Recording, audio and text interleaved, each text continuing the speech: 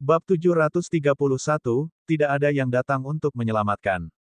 Kedua prajurit itu menjepit Gongsun Wuji di dalam sel dan tertawa terbahak-bahak. Tuan Gongsun, minumlah. Mengapa Anda tidak minum? Teguk. Gongsun Wuji berjuang sekuat tenaga, tetapi karena sebelumnya dia terlalu banyak disiksa, dia telah lama kehilangan seluruh kekuatannya. Mulutnya penuh dengan air kencing, dan telinganya penuh dengan tawa mengejek. Kemarahan yang tertahan dan hampir meledak membakar dadanya. Villa baru berhenti setelah dia menghabiskan setengah pot air seni. Melihat Gongsun Wuji yang mulutnya penuh air seni, Xi Nyuan tertawa jahat. Tuan Gongsun, apakah air seni bawahan ini rasanya enak? Matanya dipenuhi dengan kenikmatan balas dendam. Pukulan yang diberikan Gongsun Wuji kepadanya di restoran waktu itu selalu terukir di hati Xi Nyuan. Sekarang, dia akhirnya berhasil membalas dendamnya. Puff! Saat mereka baru saja merasa lega, Gongsun Wuji tiba-tiba membuka mulutnya dan mengeluarkan seteguk air seni. Semuanya mendarat di wajah Xin Yuan. Beberapa di antaranya bahkan disemprotkan ke mulut Xin Yuan yang tengah berbicara. Ah! Pei. Ekspresi Xin Yuan tiba-tiba berubah. Dia menyeka air seni dari wajahnya dengan lengan bajunya sambil menelan dan meludahkannya. Ketika dia mengangkat kepalanya lagi, wajahnya seganas binatang buas. Dia melompat marah dan meninju wajah Gongsun Wuji. Mulut Gongsun Wuji penuh darah saat itu juga, dan dia terjatuh dengan keras ke sel, jatuh ke tanah lemas seperti lumpur. Dia membuka mulutnya yang berlumuran darah dan menyeringai. Apakah air senimu terasa enak? Bukankah kau sudah mencobanya sendiri? Kau benar-benar cari mati. Xin Yuan mengepalkan tinjunya dan melangkah maju untuk menendang wajah Gongsun Wuji. Aku akan membunuhmu. Para prajurit yang ada di dekatnya semuanya berdiri dengan tangan disilangkan, menunjuk-nunjuk dan tertawa tanpa ada rasa kasihan atau niat untuk menghentikan mereka. Mereka semua adalah pembantu kepercayaan Xi Nyuan, dan seperti dia, mereka membenci Gongsun Wuji. Kenapa? Bibir Yun melengkung. Jika kamu memberiku sedikit muka saat itu, kamu tidak akan berakhir seperti ini. Melihat Gongsun Wuji yang hampir terinjak-injak sampai mati, He Yun melambaikan tangannya. Lupakan saja, ayo kita lanjutkan perjalanan kita. Kita sedang terburu-buru. Kalau dia benar-benar diinjak-injak sampai mati di depan mata halayak, itu akan lebih atau kurang merepotkan. Baru pada saat itulah Xin Yuan menyerah dengan terpaksa. Petik 2 tanda seru petik 2. Xin Yuan menendang kepalanya dengan keras dan meludahi wajahnya. Ada apa? Sambil mencium bau busuk yang menyengat di wajahnya, dia berjalan turun dari kereta penjara dengan marah. Wajah Gongsun Wuji berlumuran darah, dan dia sangat lemah. Dia bahkan tidak bisa membuka matanya sepenuhnya, tetapi tatapannya dipenuhi dengan tekad dan kegigihan. Dia tidak bisa menyerah. Dia harus mengklarifikasi semuanya di depan istana militer. Dia ingin memberitahu istana militer bahwa dirinya, Gongsun Wuji, telah dianiaya. He Yun dan Xi Nyuan telah menjebaknya. Xin Yuan pergi ke tepi danau untuk mencuci muka dan berkumur. Dia kemudian melanjutkan mengantar mereka dengan wajah cemberut. Setengah hari berlalu, mereka melewati hutan batu. Tempat ini penuh dengan batu-batu besar dan medannya rumit. Mereka harus mengikuti jalan utama, atau mereka akan mudah tersesat. Istana militer berada tepat di seberang hutan batu. Kita akan memperbaikinya di tempat sehingga kita dapat bertemu dengan orang-orang istana militer dalam kondisi terbaik. He Yun memerintahkan. Kemudian, dia menoleh ke arah Gongsun Wuji dan berkata, juga, bawa tersangka ke kolam untuk membersihkan diri. Kita tidak boleh membiarkan istana militer berpikir bahwa kita menganiaya para tahanan. Baik, Tuan. Xin Yuan menangkupkan tinjunya dan berkata. Dia dan He Yun saling berpandangan, pikiran yang sama terlintas di mata masing-masing. Cuacanya sangat dingin. Ayo, bawa penjahat itu ke sini. Masih ada 2 ajudan kepercayaannya yang menyeret Gongsun Wuji keluar dari kereta tahanan dan membawanya ke kolam terdekat. Tatapan mata Xin Yuan dingin. Dia mengeluarkan belati dan menimbangnya di telapak tangannya. Gongsun Wuji menatapnya tanpa rasa takut dan berkata, kamu boleh melakukan apapun yang kamu mau, tetapi aku akan mengatakan yang sebenarnya di depan istana militer. Aku tidak percaya bahwa semua orang di istana militer adalah orang yang suka berkata kasar. Mata Xin Yuan berbinar tajam lalu dia menebas dengan belatinya. Gongsun Wuji tanpa sadar menutup matanya, menahan rasa sakit di tubuhnya. Namun, setelah sekian lama, rasa sakitnya hilang. Sebaliknya, tangannya yang terikat di belakang punggungnya terbebas. Dia melihat ke bawah dan melihat bahwa tali yang mengikat tangannya telah terputus. Gongsun Wuji tercengang. Ia melihat ke taman baru itu dan berkata, "Apa yang sedang kau lakukan?" Pikiran pertama yang muncul di benaknya adalah, mungkinkah villa baru itu akan membiarkanku pergi? Penganiayaan sebelumnya merupakan pertunjukan pahit yang tidak dapat ia lakukan selain melakukannya. Jangan khawatir, aku bukan tipe orang seperti yang kau kira. Xin Yuan tertawa mengejek. Jika aku melepaskanmu, bagaimana aku bisa naik jabatan dan menjadi kaya? Harapan Gongsun Wuji hancur, dan dia segera menyadari bahwa ada sesuatu yang salah.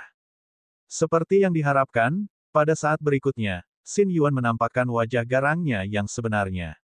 Orang-orang, Gongsun Wuji telah melarikan diri karena takut akan hukuman, dan akan dibunuh di tempat. Mata Gongsun Wuji membelalak, dan dia menegur, "Kau hina." Dia tidak pernah menyangka Xin Yuan berani membunuhnya. Xin Yuan menyeringai dan menunjukkan ekspresi kasihan. "Tuan Gongsun yang malang, apakah Anda masih berpikir Anda bisa sampai ke istana militer hidup-hidup? Anda benar-benar naif." Begitu Gongsun Wuji diizinkan berhadapan langsung dengan Xia Qingchen, fitnahnya terhadap Xia Qingchen akan terhapus dengan sendirinya. Bisakah mereka membiarkan Gongsun Wuji hidup sampai saat itu? Oleh karena itu, sejak awal mereka telah memutuskan nasib Gongsun Wuji, melarikan diri dan dibunuh. Xin Yuan, apa yang telah kulakukan padamu hingga kau harus memperlakukanku seperti ini? Gongsun Wuji meraung putus asa. Xin Yuan mencibir dingin, kasihan sekali. Kau masih tidak mengerti siapa yang mengejarmu. Menyedihkan sekali. Apa ada dalang di balik ini? Hehe, aku akan membiarkanmu menjadi hantu yang tercerahkan. Anggap saja ini sebagai bantuan untuk promosimu selama bertahun-tahun. Xin Yuan sangat senang melihat ekspresi putus asa Gongsun Wuji. Yu Guitian lah yang menginginkanmu mati. Katanya. Dia, Gongsun Wuji bingung. Mengapa? Aku akan mengatakan yang sebenarnya. Ketika kami membasmi bandit bulan kegelapan, akulah yang membocorkan informasi. Aku bersiap untuk membuat mereka menyergapmu dan Xia Qingchen di tebing, lalu menembak mereka sampai mati. Namun, semua bandit itu berhasil dibasmi, dan kau berhasil lolos dari malapetaka ini. Tuan Yu Guitian punya banyak koneksi dengan markas bulan gelap. Terlebih lagi, sejujurnya, laporan pertempuran yang Anda kirimkan juga diubah oleh Tuan Yu Guitian. Dia memberikan semua penghargaan yang menjadi milik Anda kepada Xia Qingchen. Tujuannya adalah membuat kalian berdua berselisih dan menjadi musuh. Apa? Pikiran Gongsun Wuji berdengung. Dia telah salah menuduh Xia Qingchen. Itu semua perbuatan Yu Guitian. Saat itu, Xia Qingchen bahkan pernah berkata, jika diberi waktu, dia akan mencari tahu kebenaran tentang siapa dalang semua ini. Namun, dia keras kepala dan merasa bahwa Xia Qingchen lah yang telah mengkhianatinya. Dia bahkan menarik garis yang jelas di antara mereka karena ini. Memikirkan hal ini, hati Gongsun Wuji terasa sakit, dan dia ingin menamparkan dirinya sendiri. Selain itu, menurut apa yang kita ketahui, orang yang menghancurkan kapal bajak laut saat itu bukanlah orang lain. Tidak lain adalah Xia Qingchen, yang menurutmu lebih rendah darimu. Ada kemungkinan 80-90% bahwa mayat para bandit di perkemahan bulan gelap juga dilakukan oleh Xia Qingchen. Namun, dia tidak menginginkan satu pun dari mereka dan menyerahkan semuanya kepadamu, tetapi kamu melihatnya sebagai musuh yang mengkhianatimu. Sungguh perubahan peristiwa yang dramatis. Gongsun Wuji memegangi kepalanya, tidak berani mempercayai apa yang telah dia lakukan kepada Xia Qingchen.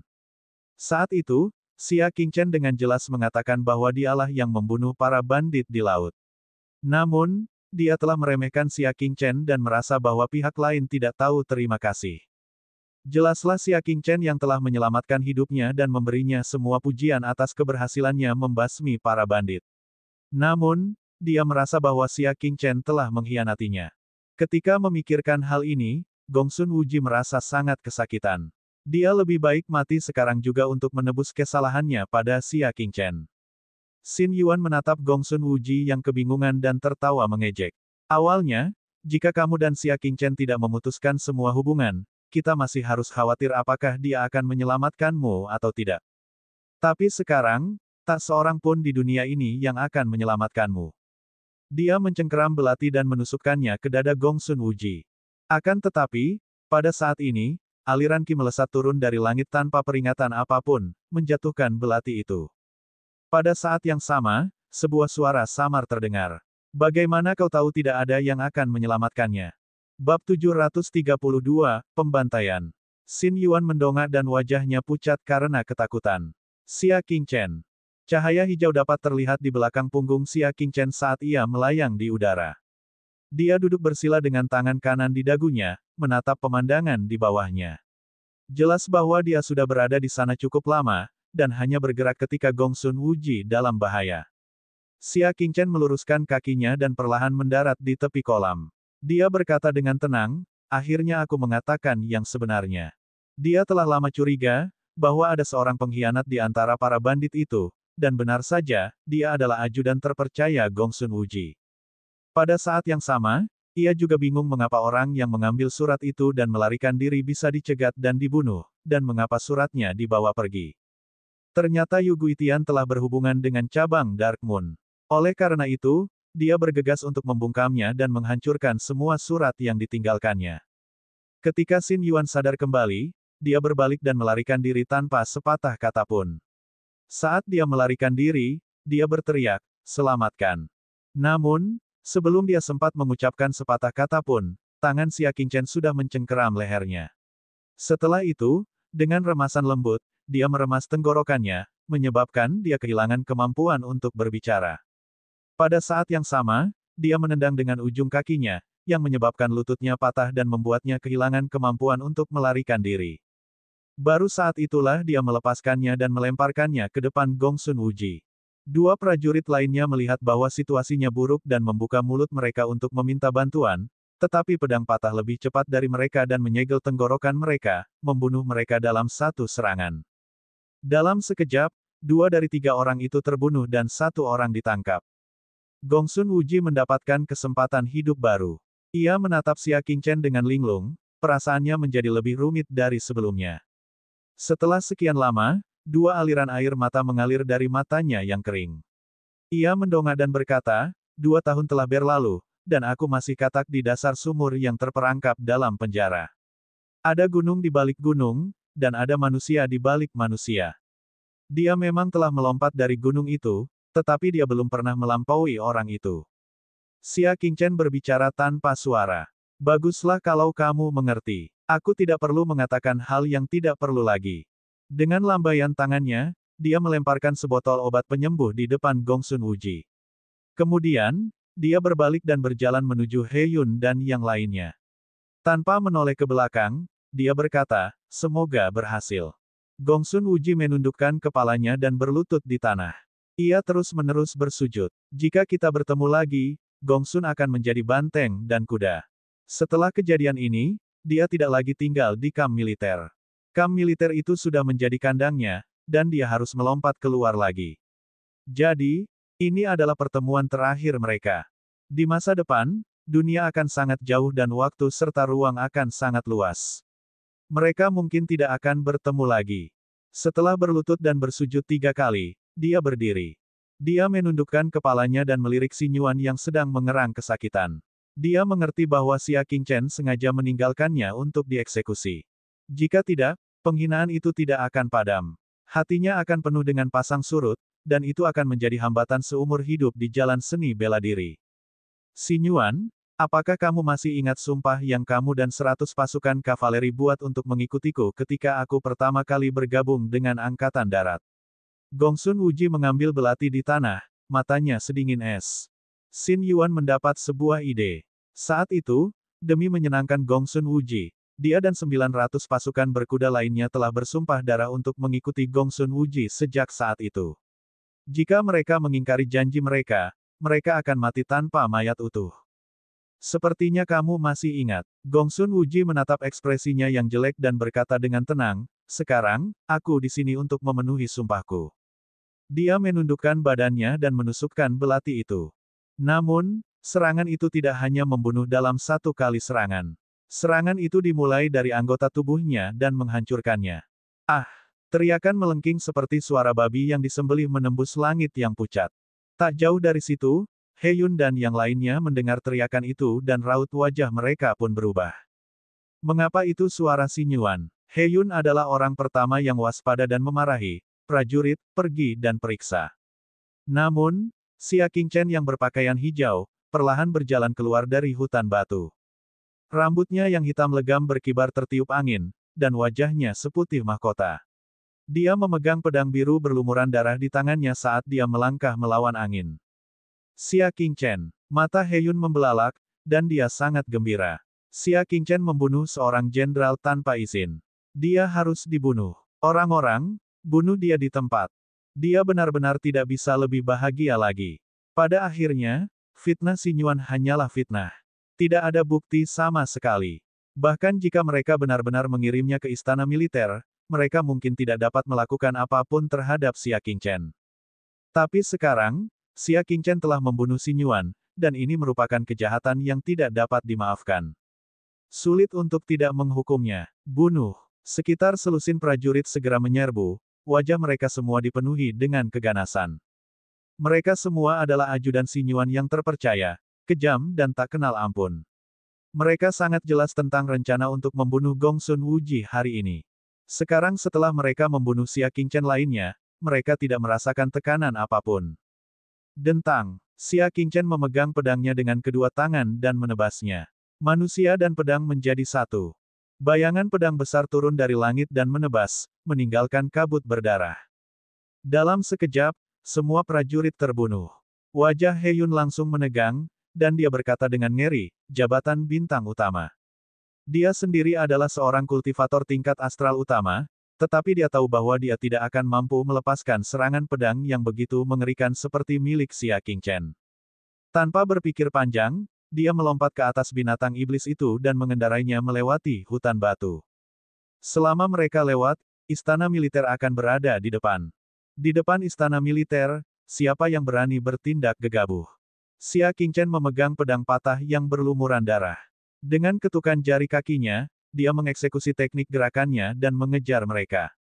Wajahnya dingin, dan matanya dipenuhi dengan cahaya dingin.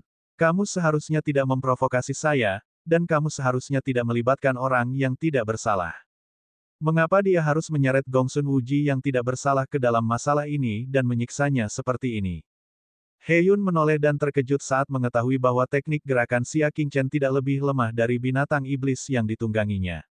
Dia sangat ketakutan hingga jiwanya hampir meninggalkan tubuhnya. Sambil berlari, dia berteriak sekuat tenaga, setiap ketidakadilan ada pelakunya dan setiap utang ada debiturnya. Semuanya sudah diinstruksikan oleh Yu Guitian. Kalau kamu butuh sesuatu, kamu tinggal pergi kepadanya. Buat apa repot-repot dengan kami? Langkah kaki Xia Qingchen sangat cepat, tidak berhenti sama sekali. Aku rasa kamu tidak terancam. Kamu malah menikmatinya. Mereka berdua, yang satu mengejar dan yang satu mengejar, segera menghilang ke dalam hutan batu. Setelah setengah waktu dupa, hutan batu yang berkelok-kelok tiba-tiba terbuka, dan padang rumput datar mulai terlihat.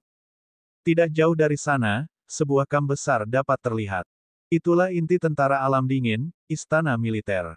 Di sekitar hutan batu, tim prajurit terlihat berpatroli berulang kali. Tempat ini terbuka dan tidak ada penutup, jadi mereka segera melihat He-yun yang menerobos masuk. Dari jauh, mereka berteriak dengan waspada, istana militer adalah tempat penting, orang yang tidak berwenang tidak diizinkan masuk. He-yun sangat gembira dan buru-buru berteriak, cepat lindungi kaisar, seorang pencuri telah membunuh anggota penting istana militer. Beberapa tim tentara patroli mendengar ini dan segera bergegas mendekat. Suara mendesing, suara rumput dan pohon patah terdengar. He-yun menoleh dan ekspresinya berubah. Xia Qingchen mengejarnya dengan pedang berlumuran darah di tangannya. Tentu saja, dia merobek sepotong lengan bajunya untuk menutupi wajahnya. Pencurinya adalah Xia Qing, He-yun terkejut. Dia ingin memanggil nama Xia Qingchen, agar Xia Qingchen ragu untuk menembak tikus itu, karena takut vas bunganya pecah. Pada saat kritis, Xia Qingchen melemparkan pedang pendek di tangannya. Suara mendesing. Pedang patah itu melesat dengan kecepatan yang sangat mengagumkan, menuju langsung ke leher He-yun. He-yun sangat ketakutan sehingga dia harus menundukkan kepalanya dan berhenti berbicara. Setelah menghindari pedang itu, dia meninggikan suaranya dan hendak berteriak, tetapi pedang yang sudah terlanjur terbang itu tiba-tiba kembali. Heyun menghindar lagi, tetapi binatang iblis di bawahnya tidak gesit seperti dia. Pedang terbang itu menembus kepalanya di tempat dan jatuh ke tanah sambil meraung. Bab 733, Pandangan ke depan.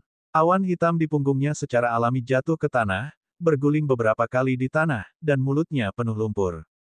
Namun, Heyun tidak punya waktu untuk peduli dengan citranya.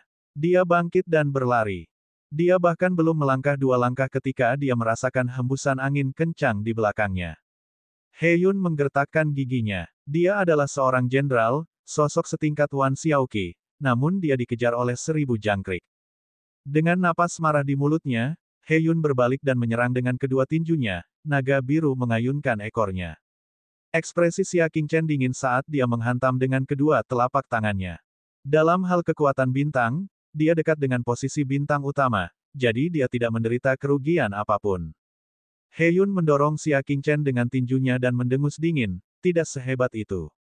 Akan tetapi, baru saja dia selesai bicara, Heyun tiba-tiba mendengus dan mengeluarkan seteguk darah. Tubuhnya bergetar hebat, dan sesaat kemudian, dia terjatuh ke tanah seperti tumpukan lumpur lunak. Darah mengalir dari kelima inderanya, ekspresinya dipenuhi dengan rasa sakit. Kamu, apa yang telah kamu lakukan? Xia Qingchen perlahan menarik telapak tangannya dan berkata dengan tenang, tidak banyak. Hanya saja aku sedang berlatih kekuatan internal. Hanya dengan menyadari hal ini dan mengatasi kekuatan tersembunyi itu pada waktunya, dia dapat menghindari nasib organ dalamnya yang hancur oleh kekuatan tersembunyi itu. Sayangnya, kekuatan tersembunyi tidak mudah dideteksi. Xia, Light, Heyun berteriak tak rela sebelum dia meninggal, ingin meneriakkan nama Xia Qingchen agar didengar oleh orang-orang di istana militer. Dentang, pedang yang patah itu terbang kembali dan menusuk ke dalam mulutnya, memotong tenggorokannya. Setelah memastikan dirinya benar-benar mati, Xia Qingchen menghunus pedangnya dan mundur, lalu dengan cepat melompat ke dalam hutan batu. Tim patroli istana militer tiba dengan tergesa-gesa, meninggalkan mayat Heyun yang telah meninggal dengan mata terbelalak. Beritahu istana militer, sisanya, ikuti aku, kata pemimpin patroli dengan tegas. Membunuh seorang jenderal seperti Wan Xiaoqi di depan istana militer merupakan tantangan langsung terhadap istana militer. Angin ini tidak akan berlangsung lama. Namun, situasi di hutan batu itu rumit. Sangat mudah tersesat bahkan saat berjalan normal, apalagi menemukan buronan. Ayo kita kembali dan melapor. Karena tidak ada hasil dari pengejaran itu, mereka segera kembali ke istana militer. Kamp militer. Ketiga inspektur yang setingkat jenderal itu tengah berdiskusi di ruang tamu. Para tersangka telah melarikan diri, dan kami menemukan jasad tentara yang kami kawal. Mereka semua terbunuh, kata pemimpin patroli. Kaca, seorang lelaki tua berambut merah menghancurkan cangkir teh di tangannya, dan teh panas yang mendidih membasahi lengan bajunya. Selidiki dengan jelas siapa yang melakukannya. Mereka bertiga adalah 3 inspektur berpangkat tertinggi di istana militer, dan mereka mengelola semua jenderal. Masing-masing jenderal setara dengan mata dan telinga mereka, memantau semua pergerakan di wilayah militer utama. Membunuh seorang jenderal merupakan provokasi serius bagi mereka. Melaporkan kepada pengawas, itu adalah pekerjaan Gongsun Wuji yang melarikan diri. Pemimpin patroli mengeluarkan selembar kain berdarah. Di atasnya ada surat berdarah yang ditinggalkan di tempat kejadian pembunuhan Sinyuan oleh Gongsun Wuji. Dijelaskan secara rinci bahwa Heyun, Sinyuan, dan yang lainnya telah menjebak Song Liang, dan dia, Gongsun Wuji, tidak punya pilihan selain memberontak dan membunuh mereka semua. Inilah Gongsun Wuji yang disalahkan atas pembantaian Xia Qingchen. Bagaimanapun, dia akan pergi jauh. Sebelum pergi, dia akan menanggung kesalahan Xia Qingchen sekali. Itu bisa dianggap sebagai balasan atas kebaikan Xia Qingchen yang menyelamatkan nyawanya. Gongsun Wuji, tersangka. Pengawas berambut merah meremas kain itu. 2 pengawas lainnya jauh lebih tenang. Salah satu pengawas berambut putih berkata perlahan, secara teori, dia bukan tersangka. Dia hanya di sini untuk diinterogasi dan dikonfrontasi.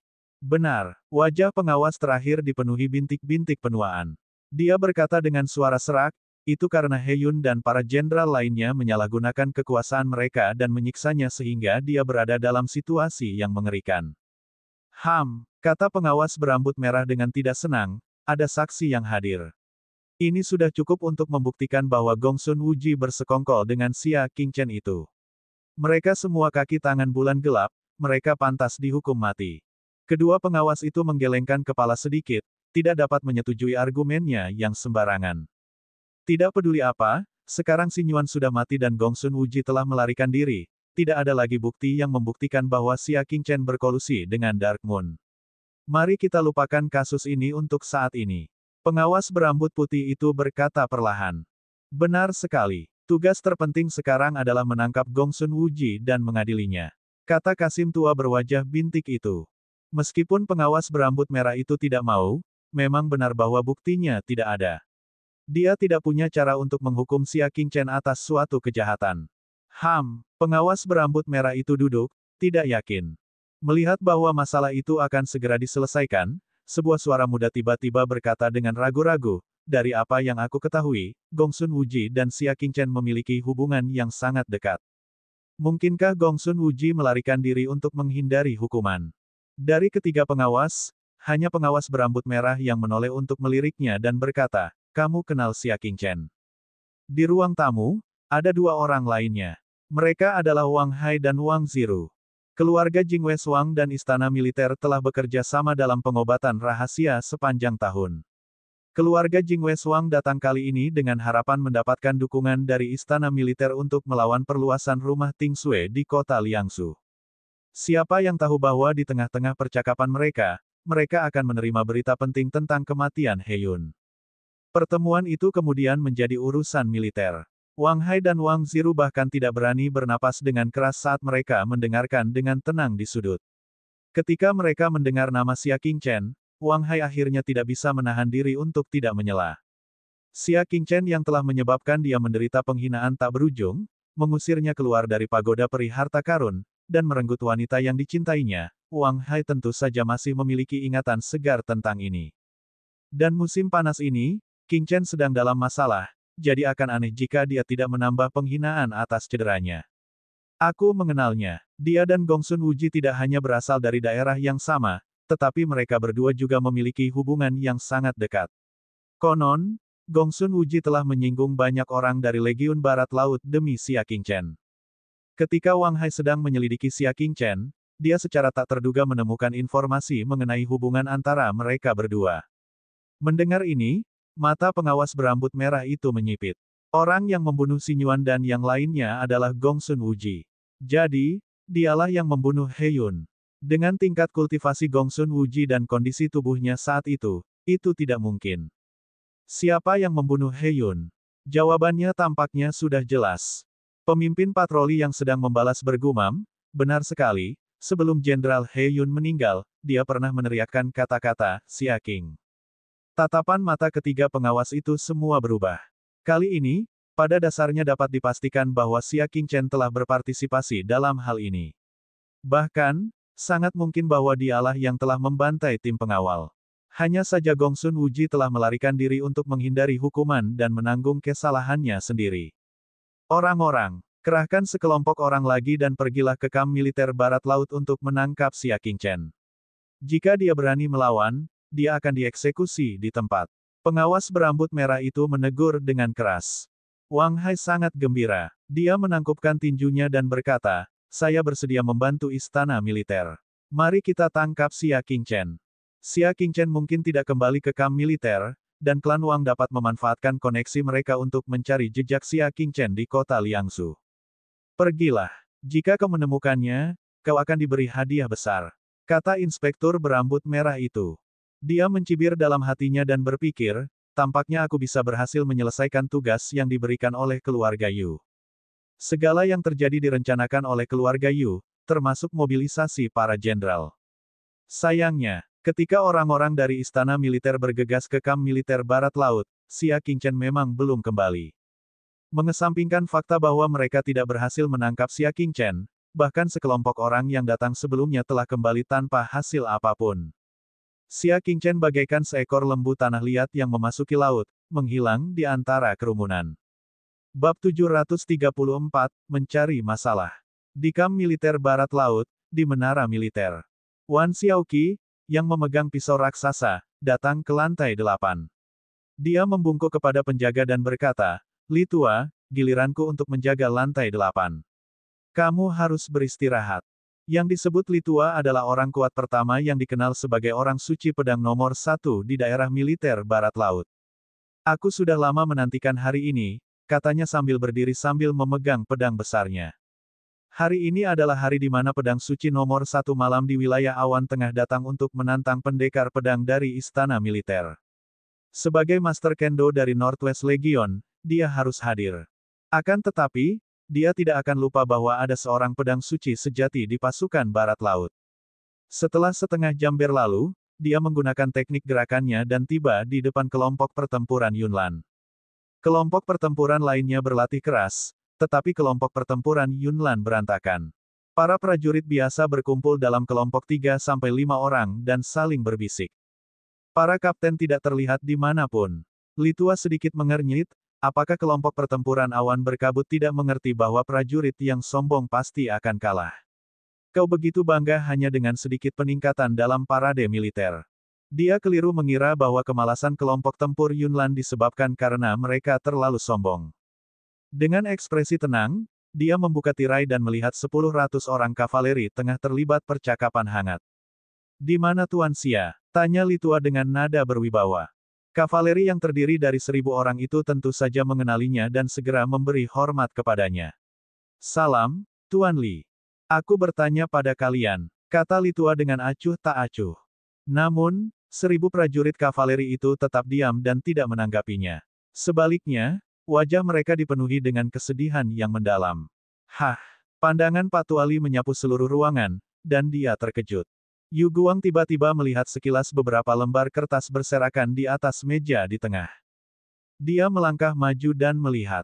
Pupil matanya sedikit mengerut, dan dia tidak dapat menahan diri untuk tidak mengangkatnya dan melihat lebih dekat. Dia pikir dia salah lihat, tetapi setelah melihat lebih dekat, kertas itu benar-benar surat perintah buronan Xia Qingchen. Bukan hanya potret Xia Qingchen yang tercetak di sana, tetapi juga kejahatan yang telah dilakukan Xia Qingchen, merencanakan pembunuhan seorang jenderal penting di istana militer dan melarikan diri untuk menghindari hukuman.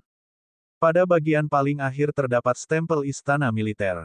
"Bagaimana ini bisa terjadi?" seru Li Tua dengan kaget.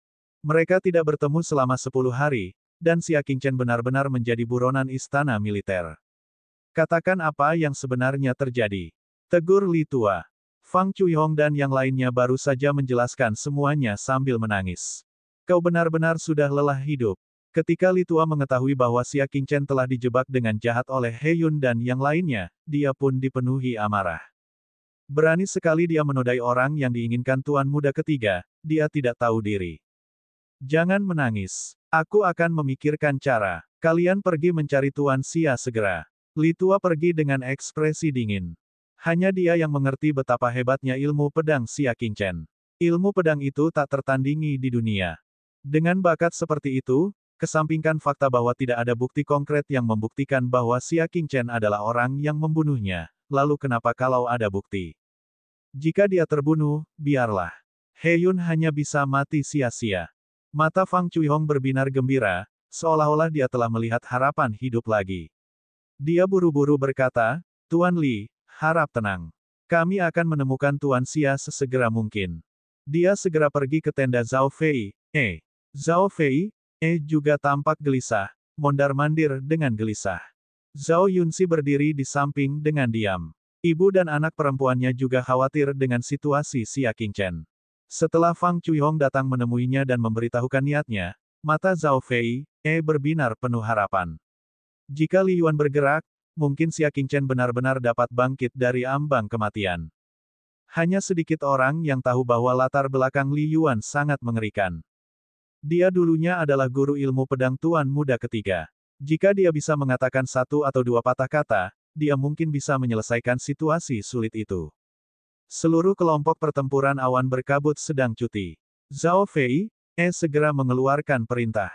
Sebelumnya, komandan telah berjanji kepada kelompok tempur awan berkabut untuk beristirahat selama 3 hari. Sekarang, hal itu berguna. Para prajurit wanita dari kelompok pertempuran kabut awan dapat memasuki kota Liangzhou dengan pakaian kasual dan mencari Xia Qingchen di mana-mana. Di kota Liangzhou, orang-orang bergerak di depan papan pengumuman. Ada 2 daftar orang yang dicari terakhir kali di situ. Yang satu adalah Gongsun Wuji, dan satunya lagi adalah Xia Qingchen. 2.000 kavaleri kriket dari Northwest Legion telah memberontak. Sayang sekali. Keduanya adalah pemain kriket muda berusia 20-an. Mereka memiliki masa depan yang cerah di depan mereka, tetapi mereka telah melakukan kejahatan yang sangat serius. Pada akhirnya, dia masih tidak punya latar belakang. Yu Guitian di Angkatan Darat Barat Laut itu telah melakukan terlalu sedikit hal buruk. Bukankah karena dia tambang Yimo di perbatasan jatuh ke tangan musuh? Mengkritik keluarga Yu di depan umum, apa kau mau mati? Bahkan jika kau mau mati, jangan menyeret kami bersamamu. Seorang pemuda bertopi bambu berdiri dengan tenang di belakang kerumunan, mendengarkan diskusi kerumunan. Tatapan matanya sangat tenang. Seperti yang diduga, dia telah menimbulkan masalah dengan membunuh Heyun, dan dicari oleh istana militer. Dia bukan orang lain, dia adalah Xia Qingchen. Seperti dugaan orang luar, dia sudah melarikan diri. Xia Qingchen mendesah pelan. Dia tidak mendesah demi keselamatan pribadinya, tetapi demi gangguan total terhadap rencana awalnya untuk merebut mata air darah itu. Dia tidak bisa lagi kembali ke istana militer. Meski dunia ini luas, darah dewa itu unik. Tanpa mata air darah, bagaimana dia bisa memecahkan kristal milik gadis suci teratai putih? Kita perlu waktu lama untuk merencanakannya. Xia Qingchen bergumam. Tepat saat dia hendak berbalik, seorang pria parubaya yang sedang bersandar di dinding dengan tangan disilangkan tiba-tiba menatap Xia Qingchen dengan tatapan tajam. Kau, lepas topi bambumu. Pria parubaya itu meludahkan rumput kering di mulutnya dan berteriak. Xia Qingchen pura-pura tidak mendengarnya dan berbalik untuk berjalan keluar dari kerumunan. Berhenti. Pria parubaya itu menurunkan lengannya, memperlihatkan pola yang disulam di dadanya. Simbol itu adalah lambang keluarga Jingwes Wang. Ternyata keluarga Jingwes dan Wang selalu mengawasi setiap pemberitahuan. Begitu mereka menemukan orang yang mencurigakan, mereka akan segera mengonfirmasi identitasnya. Begitu melihat Xia Qingchen pergi, pria parubaya itu segera mengejarnya. Kultivasinya tidak biasa. Dia telah mencapai tahap tengah dari level astral utama, jauh melampaui Heyun. Dia mengeksekusi teknik gerakannya dan segera mengejar mereka. Namun, saat ia mengejar, ia terkejut karena gerakan Xia Qingchen lebih cepat darinya. Untuk sesaat, ia tidak dapat mengejarnya. Untungnya, ada banyak orang di kota itu, dan teknik gerakan mereka sangat terpengaruh. Oleh karena itu, mereka tidak terlalu jauh di belakang Xia Qingchen sehingga mereka tidak dapat melihat bayangan mereka. Xia Qingchen, jangan lari. Pria parubaya itu berteriak. Kalau saja dia bukan Xia Qingchen, dia pasti akan mengklarifikasi bahwa dia bukan Xia Qingchen demi menghindari kesalahpahaman dan menghindari diburu tanpa alasan. Akan tetapi, pemuda bertopi bambu itu tidak menoleh. Oleh karena itu, pria parubaya itu segera menyimpulkan bahwa pemuda yang dikejarnya pastilah Xia Qingchen. Matanya berbinar saat dia mengambil sebuah bola dan melemparkannya ke udara. Puff! Bola itu meledak, dan sejumlah besar asap hijau tua yang menarik perhatian menyembur keluar. Dia bisa melihat hampir separuh kota Liangzhou. Keluarga Wang yang ada di dekatnya segera bergegas menghampiri. Tentara yang berpatroli dan sedang mencari di sekitar lokasi juga ikut bersama mereka. Saat lelaki parubaya itu mengejar, ia mengeluarkan asap kemana-mana, sehingga memudahkan orang di sekitar untuk melacaknya. Xia Qingchen menoleh dan melirik lencana di dada pria parubaya itu, tatapannya berubah sedikit dingin. Apakah klan Wang ingin menentangku sampai akhir? Tidak ada satupun kekuatan di kota Liangzhou yang terlibat dalam masalah ini, kecuali keluarga Wang. Sambil berbicara, dia mengeluarkan sebuah bola perak dan melemparkannya ke udara. Bola itu melayang pada ketinggian yang jauh lebih tinggi daripada bola dari klan Wang. Bab 735 mencampuri urusan orang lain. Ledakan itu berupa asap berwarna jingga, yang tidak hanya bening, tetapi juga berlangsung lama. Ini adalah sinyal rahasia antara dia dan menara pendengar salju. Setelah melihat sinyal rahasia tersebut, para ahli menara pendengar salju di dekatnya harus hadir dalam waktu yang dibutuhkan untuk membuat secangkir teh. Tempat ini tidak jauh dari markas menara pendengar salju. Pasti akan ada orang yang segera datang. Kemana kau akan lari? Di tengah pengejaran itu, semakin banyak anggota klan Wang yang ikut bergabung, sehingga mempersempit kemungkinan rute yang bisa ditempuh Xia Qingchen. Pada akhirnya, ketiga kubu diisi oleh para ahli klan Wang. Xia Qingchen mengandalkan teknik gerakannya yang lincah, bergerak ke kiri dan kanan, bergerak dengan mudah. Hingga suara gemuruh baju besi memenuhi jalan. Prajurit-prajurit besar dari istana militer menyerbu dari segala arah. Masing-masing dari mereka memegang senjata nirvana yang kuat dan busur silang di tangan mereka, mengepung Xia Qingchen seperti gelombang hitam. Jika kau bertindak gegabah lagi, bunuh tanpa ampun. Sebuah suara berwibawa menegur dari angkatan darat. Berkat kerja sama keluarga Wang, istana militer akhirnya berhasil mengepung seorang tersangka.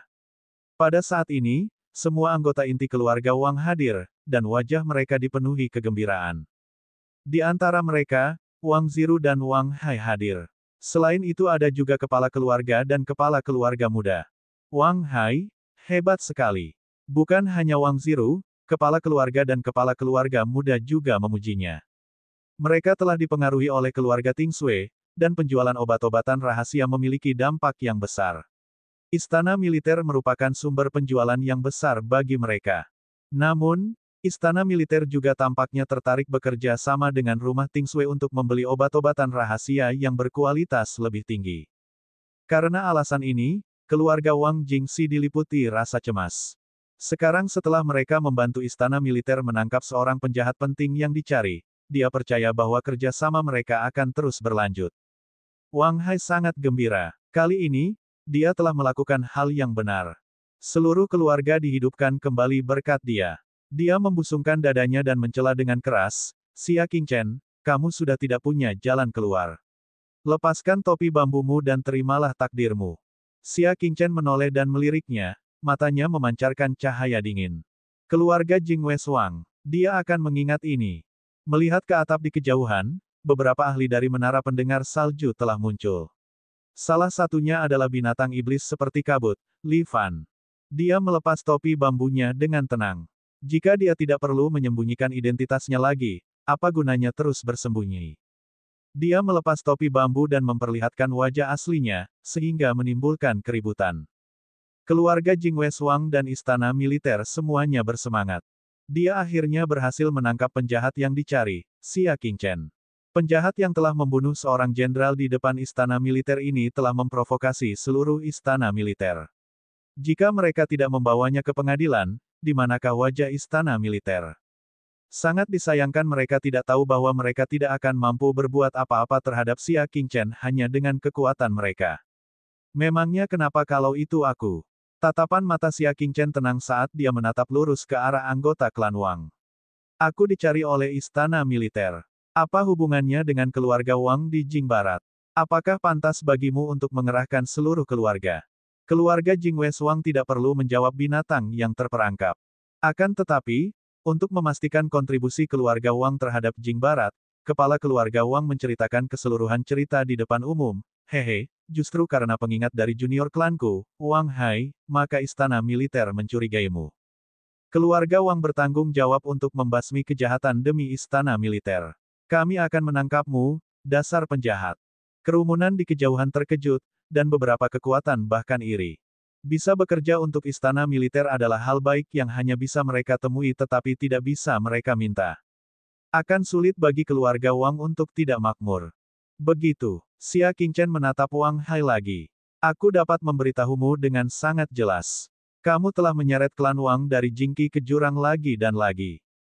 Pertama kali mereka bertemu, karena kesan buruknya, kerjasama antara keluarga Wang dan menara pendengar salju dibatalkan, dan harapan untuk terbang tinggi pun hancur.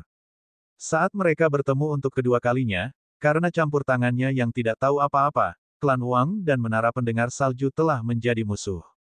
Sulit untuk mengatakan apakah klan itu dapat bertahan hidup.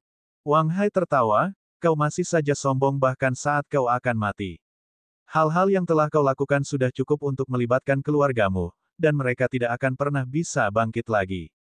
Tanah di tepi daratan adalah tanah milik raja. Tidak peduli seberapa kuat suatu kekuatan, ia akan tetap diperintah. Karena mereka berani menyerang istana militer penguasa, mereka harus memiliki kesadaran untuk ditekan. Begitukah? Xia Qingchen berkata dengan acuh tak acuh. Dari apa yang dia pahami, semua kekuatan di dunia yang dingin, besar dan kecil, ingin bekerja sama dengan keluarga Ting Sui. Bahkan istana militer pun tidak terkecuali. Siapakah yang dapat menghentikan rumah Ting Sui untuk bangkit kembali? Dia memandang pusat-pusat kekuatan rumah Ting Sui di kejauhan dan memberi isyarat kepada mereka untuk bersiap menyelamatkan pria itu. Ketika Wang Hai melihat Xia Qingchen terdiam, dia mengira Xia Qingchen sudah takut. Dia terkekeh dan berkata, ada 1000 prajurit lapis baja di depanmu. Xia Qingchen, kamu tidak akan bisa melarikan diri bahkan jika kamu memiliki sayap. Menyerahlah saja. Suara mendesing. Suara sesuatu yang pecah di udara dapat terdengar. Bukanlah orang-orang dari menara pendengar salju yang telah bergerak, melainkan seekor kuda terbang hitam murni yang berlari kencang mendekat. Ia membawa angin kencang, menyebabkan semua orang menyipitkan mata. Namun ketika melihat kuda itu, para pengawal berbaju besi itu terkejut dan berlutut dengan satu kaki, kami memberikan penghormatan kepada Tuan Muda Ketiga. Kuda terbang hitam itu tak lain adalah tunggangan Tuan Muda Ketiga Istana Militer. Melihat kuda itu seperti melihat orangnya. Keluarga Wang dari Jing Barat juga terkejut. Mereka langsung berlutut, jantung mereka berdebar kencang. Tuan Muda Ketiga adalah sosok legendaris yang jarang terlihat. Sebagai salah satu calon penerus istana militer, semua panglima harus menunjukkan rasa hormat kepadanya, dan semua jenderal harus merendahkan suara mereka. Bahkan lebih mustahil untuk melihat wujud asli Tuan Muda Ketiga dalam keadaan normal. Bagaimana dia tiba di tempat kejadian? Mungkinkah masalah Xia Qingchen yang membunuh istana militer telah membuatnya khawatir? Jika memang begitu, keluarga Jing Wei Suang benar-benar telah melakukan perbuatan yang hebat, keluarga Jing Wei Suang akan segera melambung. Tuan Muda Ketiga telah menyaksikan sendiri kontribusi keluarga Jing Wei Suang, jadi hadiah yang akan dia berikan akan lebih besar. Semua anggota keluarga, termasuk sang kepala keluarga, sangat gembira hingga orang di atas kuda itu berteriak dengan marah, beraninya kau menangkap tamu Tuan Muda Ketiga. Tunggu sebentar, para anggota keluarga Wang tercengang atau terkejut. Ketika mendongak, ternyata itu bukanlah Tuan Muda Ketiga, melainkan seorang pria parubaya yang menenteng pedang lebar. Dia tidak membawa tanda pengenal apapun, tetapi dia berani memimpin pasukan yang beranggotakan ribuan orang. Kuda terbang di belakangnya adalah tanda terbaik. Ekspresi pemimpin pasukan lapis baja itu berubah terus-menerus karena dia diliputi keterkejutan. Xia Qingchen ternyata adalah tamu Tuan Muda Ketiga. Ini, apa-apaan ini? Wang Hai tertegun dan tergagap, apakah kamu melakukan kesalahan? Xia Qingchen adalah pembunuh jenderal istana militer. Bagaimana dia bisa menjadi tamu Tuan Muda Ketiga? Pemimpin tentara berbaju besi itu mencabut cambuk kulitnya secepat kilat dan langsung mencambuk wajah Wang Hai, meninggalkan luka berdarah selebar 2 jari. Yang terakhir menjerit kesakitan sambil menutupi wajahnya. Kurang ajar, pemimpin pasukan lapis baja itu mencaci maki. Orang tak dikenal berani mempertanyakan utusan Tuan Muda Ketiga. Dia hendak melanjutkan menggambar ketika Li Yuan melambaikan tangannya dan berkata, Tuan Muda Ketiga sudah menyelidiki. Tidak ada bukti konkret yang membuktikan bahwa Xia Qingchen adalah pembunuhnya. Surat perintah penangkapan telah ditarik. Mereka memang tidak punya bukti. Terlepas dari hubungan antara Xia Qingchen dan Gongsun Wuji, atau He Yun yang meneriakkan kata-kata, Xia Qing, sebelum kematiannya, semuanya hanyalah dugaan. Tidak ada sedikit pun bukti konkret. Memang tidak tepat kalau gegabah menyalahkan Xia Qingchen atas kejahatannya. Bab 736 menggali kubur sendiri. Tuan Muda Ketiga secara pribadi memberi perintah. Klan Wang dan tentara lapis baja Jing Barat segera memadamkan pikiran untuk menangkap Xia Qingchen. Setelah menjelaskan, Li Yuan menatap tajam ke arah pemimpin pasukan lapis baja itu. Apakah kau telah melukai Tuan Xia? Jika dia terluka, dia mungkin harus mencari keadilan untuk Xia Qingchen. Pemimpin pasukan lapis baja itu terkejut. Namun, dia cepat tanggap dan segera berkata, Tuan Li, kami di sini bukan untuk menangkap Xia Qingchen. Kami mendengar bahwa ada yang memburu Tuan Xia, pasukan 1000 jangkrik dari istana militer. Itulah sebabnya kami datang untuk menyelamatkannya. Li Yuan mendengus dingin. Setidaknya pemimpin ini pintar. Kalau tidak, dia pasti sudah memberi pelajaran pada Xia Qingchen di depan Xia Qingchen dan membantunya melampiaskan amarahnya. Jika memang begitu, apa yang kau tunggu? Mengejar dan membunuh seorang jenderal penting istana militer di depan umum adalah kejahatan serius. Ya, pemimpin pasukan besi itu segera berdiri dengan ekspresi ganas di wajahnya. Keluarga Raja Jing Barat sedang memburu para pejabat penting istana militer di depan umum. Mereka bersalah atas kejahatan yang paling keji. Tangkap mereka semua di tempat. Bunuh siapa saja yang melawan. Apa? Anggota keluarga Wang di sebelah barat kota Jing semuanya ketakutan. Pergantian peristiwa yang tiba-tiba itu berada di luar dugaan semua orang. Jelaslah bahwa Xia Qingchen adalah pembunuh yang telah membunuh para jenderal istana militer, namun dia sebenarnya telah menghukum klan Jing Wei Wang yang telah membantunya. Tuan, kami membantu istana militer untuk menangkap tersangka. Kami tidak bersalah. Kepala keluarga itu berkata dengan cepat. Sayangnya, sang pemimpin ingin menyeret seseorang bersamanya, jadi dia harus membiarkan keluarga Raja Jing Barat menderita ketidakadilan. Omong kosong. Aku melihat dengan mata kepalaku sendiri bahwa kalian mengejar jenderal kami dengan maksud membunuhnya. Sekarang kalian masih mencoba berdalih. Jangan biarkan siapapun pergi. Pemimpin itu menghunus pedangnya dan berkata dengan tegas, tangkap mereka semua. Anggota keluarga Wang di sebelah barat kota Jing segera dikepung, dan mereka panik. Wang Hai sangat takut sehingga wajahnya menjadi pucat. Dia segera berkata, kalian semua pengganggu. Aku ingin pergi ke istana militer dan menemui pengawas. Hanya pengawas yang akan berbicara mewakili mereka. Sambil berbicara, dia mencoba melarikan diri ke belakang dan melepaskan diri dari pengepungan. Pemimpin berbaju besi itu menyipitkan matanya. Dia mengulurkan tangannya dan mengambil busur silang nirvana dari penjaga di sampingnya. Kemudian, dia mengarahkannya ke punggung penjaga itu dan menarik pelatuknya. Suara mendesing. Sebuah anak panah dingin menusuk tajam ke dada Wang Hai dan membunuhnya di tempat. Wang Hai menjerit dan jatuh ke tanah. Matanya yang sekarat dipenuhi dengan keengganan yang mendalam. Pada akhirnya, keluarga Wang harus berkembang pesat, dan dia akan dihargai oleh keluarga dan menjadi pilar keluarga. Kenapa? Jadinya seperti ini. Wang Hai. Para anggota klan berteriak dengan sedih dan marah. Namun, suaranya dipenuhi kemarahan. Seperti yang dikatakan Xia Qingchen, Wang Hai lah yang menyeret keluarga Wang Jingqi ke kejauhan. Dia tidak hanya menghancurkan kerjasama dengan menara pendengar salju, tetapi sekarang seluruh klannya telah ditangkap dan mereka akan menghadapi nasib diasingkan. Akumulasi keluarga Jing Wei Wang selama ratusan tahun lenyap dalam satu hari. Setelah menangkap sekelompok anggota keluarga Wang Jingxi, pemimpin pengawal baju besi baja segera melangkah maju dan menangkupkan tangannya untuk meminta maaf. Kami agak terlambat, kami telah mengejutkan Tuan Xia. Xia Qingchen mengangguk. Terima kasih telah menyelamatkanku. Diam-diam ia menatap tajam para ahli di menara pendengar salju, dan meminta mereka untuk kembali. Tampaknya rencana istana militer masih mempunyai peluang.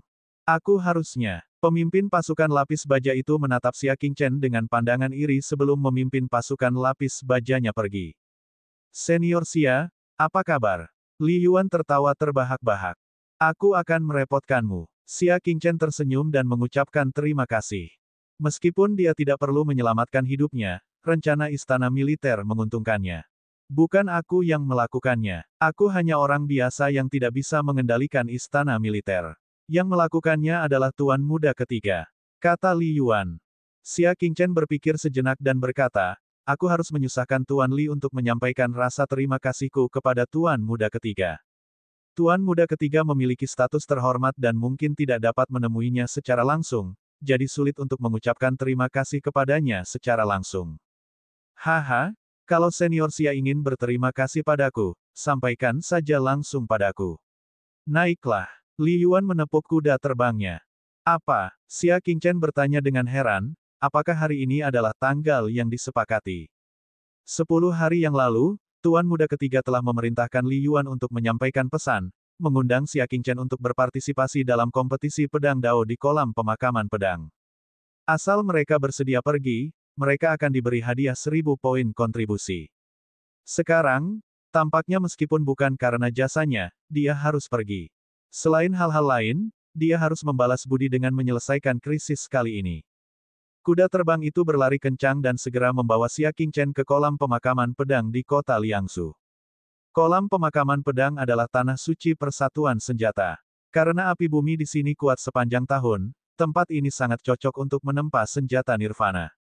Serikat senjata telah lama menyempurnakan senjata di sini dan telah membuat banyak senjata nirvana berbentuk pedang yang terbengkalai.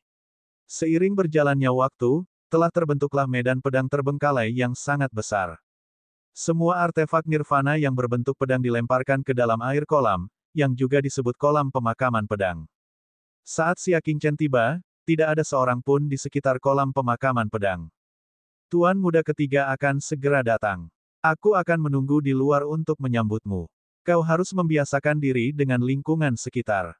Kau mungkin punya kesempatan untuk bergerak nanti, kata Li Yuan. Xia Qingchen mengangguk. Apa yang disebut kolam pemakaman pedang bukanlah satu-satunya. Ada banyak sumber air panas di dekatnya, dan semuanya dipenuhi dengan pedang-pedang yang terbengkalai. Hanya yang di tengah adalah yang terbesar. Kompetisi kendo akan diadakan di sumber air panas pusat. Tepat saat dia mengamatinya, dia mendengar suara langkah kaki datang dari luar. Xia Qingchen mengangkat kepalanya dan melihat ke atas. Li Yuan dan beberapa ahli lainnya memimpin jalan, dengan hormat mengundang seorang pemuda berjubah merah untuk masuk. Di belakang pemuda berjubah merah itu, ada beberapa pendekar pedang yang membawa pedang dan memiliki ki pedang di sekitar mereka. Mereka juga pendekar pedang yang diundang oleh Tuan Muda ketiga. Dari sekian banyak pendekar pedang, hanya satu yang tidak mengikuti pemuda berjubah merah, melainkan berjalan berdampingan dengannya. Pemuda berjubah merah itu memperlakukannya dengan ekspresi yang menyenangkan, berbicara dan tertawa, dan ada sedikit rasa hormat dalam ekspresinya. Yang sangat disayangkan adalah Xia Qingchen ternyata mengenal orang itu. Hahaha, jangan khawatir, Tuan Muda ketiga. Omong kosong apa pedang suci pertama dari matahari terbenam. Begitu aku menggunakan pedang gilaku, aku akan mengubahnya menjadi lawan pertama yang dikalahkan matahari terbenam. Tuan Muda ketiga memperlihatkan senyum yang nyaman, dan orang-orang di sekitarnya juga tersenyum. Nama pedang orang gila itu terkenal di dunia. Tidak ada serangan yang tidak bisa dikalahkan.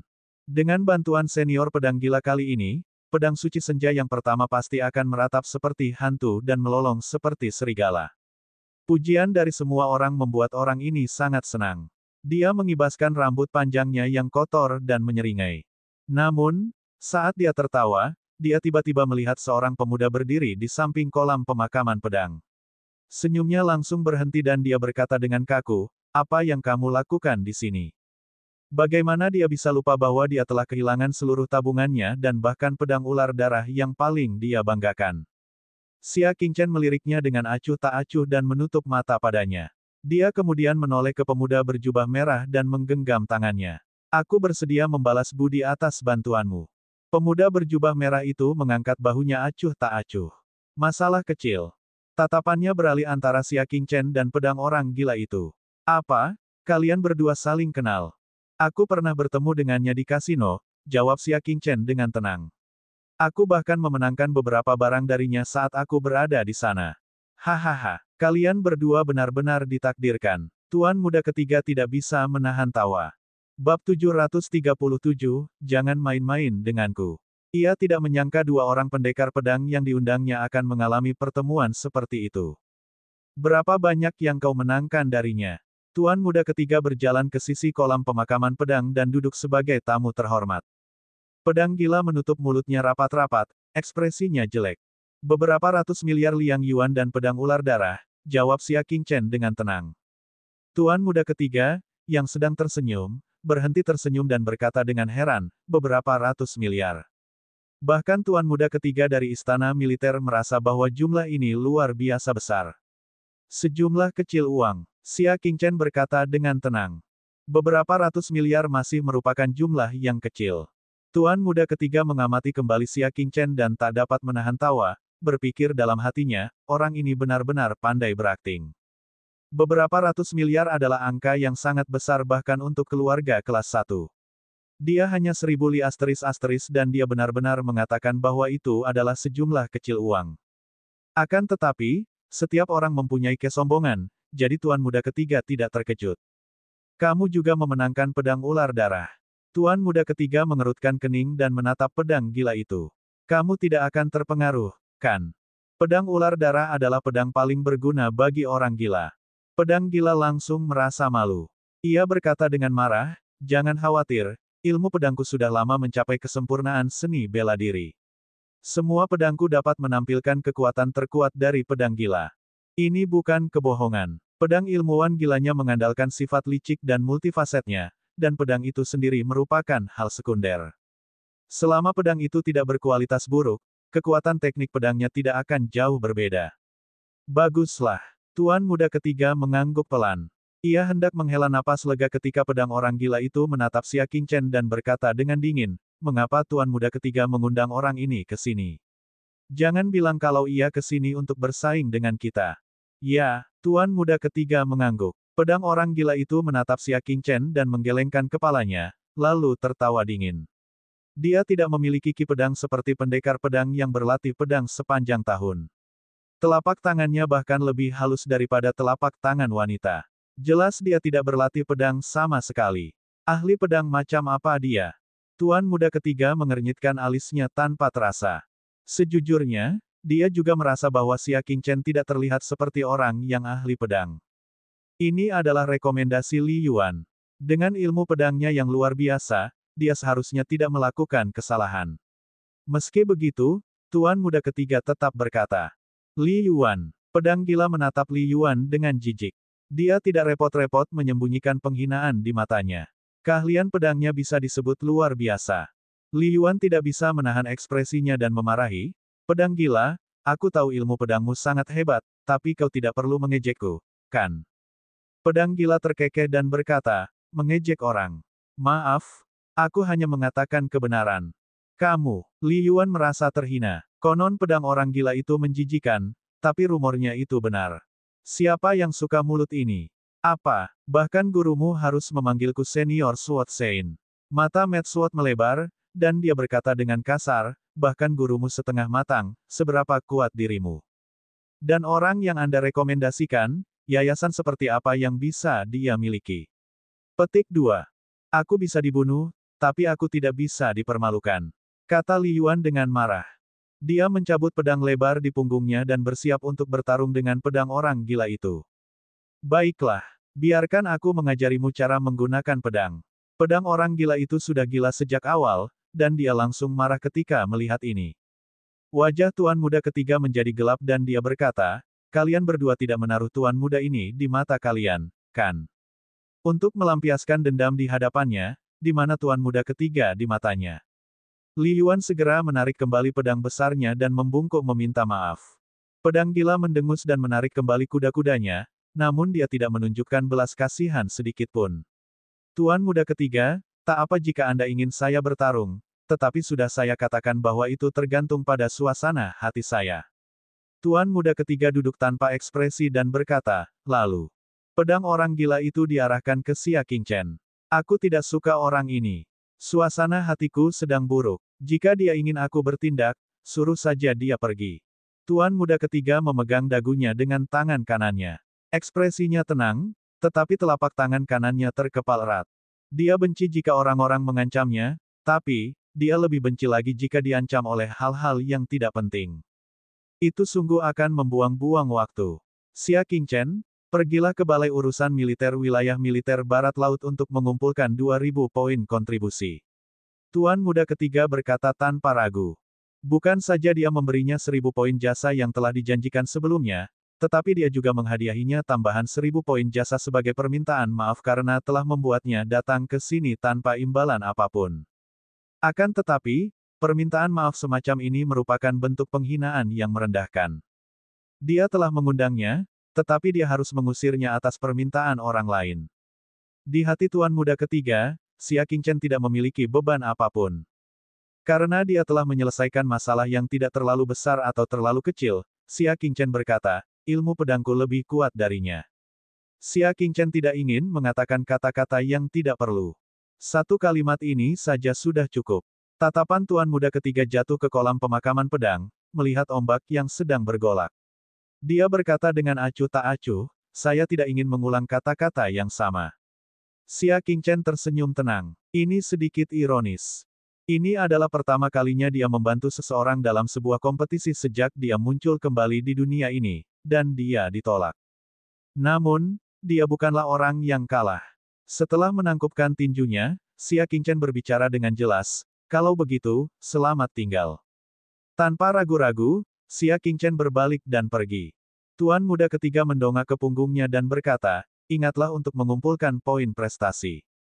Xia Qingchen bahkan tidak menoleh dan melambaikan tangannya. "Aku tidak pantas menerima hadiah, simpan saja untuk dirimu sendiri." Dia membutuhkan poin prestasi, tetapi dia menolak untuk dipermalukan. Tuan muda ketiga menghela nafas dalam hatinya. Dia telah menyinggung orang lain. Akan tetapi, ia hanyalah tokoh minoritas. Itu bisa dibuang. Bukan begitu. Xia Qingchen pergi dengan berjalan kaki, melewati berbagai kolam pemakaman pedang dengan berbagai ukuran. Saat mereka hendak meninggalkan area kolam pemakaman pedang, sepasang orang tinggi dengan rambut coklat panjang, mata biru, dan baju besi emas berjalan ke arah mereka. Ini kolam pemakaman pedang. Prajurit berbaju besi yang memimpin jalan. Ketika dia melihat Xia Qingchen berjalan mendekat, dia bertanya dengan suara keras. Xia Qingchen bahkan tidak menatap mata mereka. Dia hanya berkata dengan acuh tak acuh, "Iya." Kemudian, dia berjalan melewati mereka. Matanya tidak pernah memantulkan sosok mereka. Sikap macam apa? Apakah orang-orang di wilayah dingin seperti ini? Prajurit yang mengajukan pertanyaan itu mengerutkan kening. Sejak mereka tiba di wilayah sejuk itu, para pejabat wilayah sejuk itu telah menunggu mereka dengan senyum di wajah mereka dan telah mengatur segalanya. Ini adalah pertama kalinya dia bertemu dengan orang yang begitu sombong. Xia Qingchen tidak menghiraukannya dan terus berjalan keluar. "Kau terlalu sombong." Prajurit yang bertanya itu mengirimkan aliran energi ke udara, melesat ke arah kaki kanan Xia Qingchen, ingin menjatuhkannya ke tanah dan mempersulitnya. Namun, siapa yang menyangka bahwa Xia Qingchen tampaknya memiliki mata di belakang kepalanya, dan dengan santai mengirimkan aliran kekuatan astral. Tidak hanya memadamkan Qi Jin musuh, tetapi juga menembaki bahu prajurit. Ah! Prajurit itu terkejut dan terlempar ke dasar kolam pemakaman pedang oleh kekuatan bintang Xia Qingchen yang sangat padat.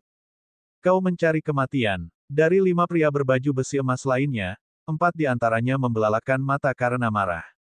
Mereka berbalik dan mengejar Xia Qingchen. Xia Qingchen bahkan tidak menoleh ke belakang.